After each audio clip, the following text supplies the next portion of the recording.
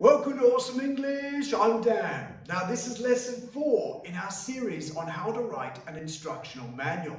Now in this lesson, our main objective is to be able to draft those steps in our instructional manual. In our previous lesson, we drafted the title and we drafted the materials. So today, we're on to the steps. Let's get moving.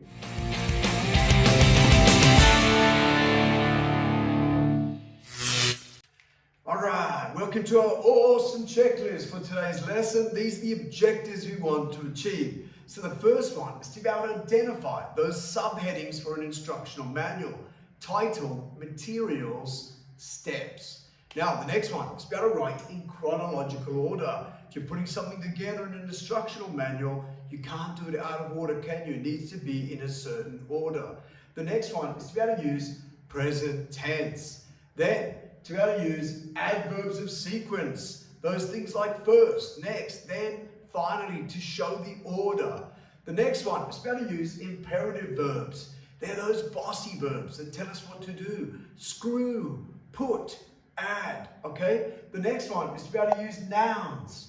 And then the next one after that is to be able to use technical language. Now this is an important one for instructional manuals. Depending on which instructional manual you're writing, you're going to need really specific vocabulary. So you might need to do some research on that.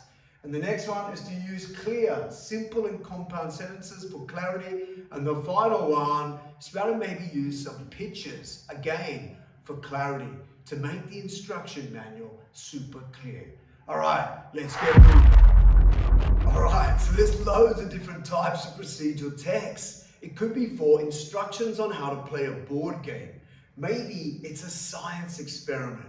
It could be road rules. But today's lesson and this series is all about instructional manuals. All right, let's get going.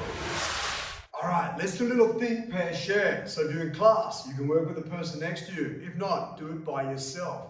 Can you spot any of those micro elements in this example instructional manual? Specifically, let's focus on the steps section. Can you see any imperative verbs? Can you see steps? Can you see any technical language? So over to you. Spend a few minutes, work with the person next to you or brainstorm yourself. Try and identify those micro elements. Go.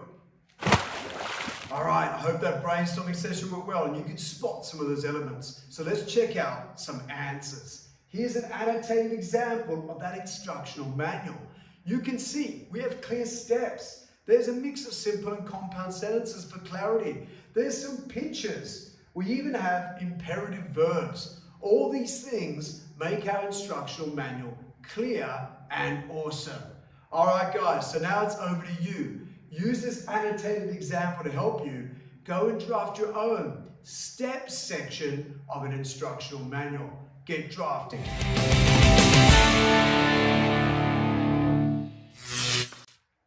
All right, thanks for learning this today in Awesome English. I hope you now know what an instructional manual is and you're having success at writing your own instructional manuals. Now that you know the macro structure and those awesome micro features. So now it's over to you to consolidate your learning. Go and write another instructional manual. Use this example to help you or just come up with your own ideas. Either way, remember, practice makes progress. I'll see you next time and remember to stay awesome.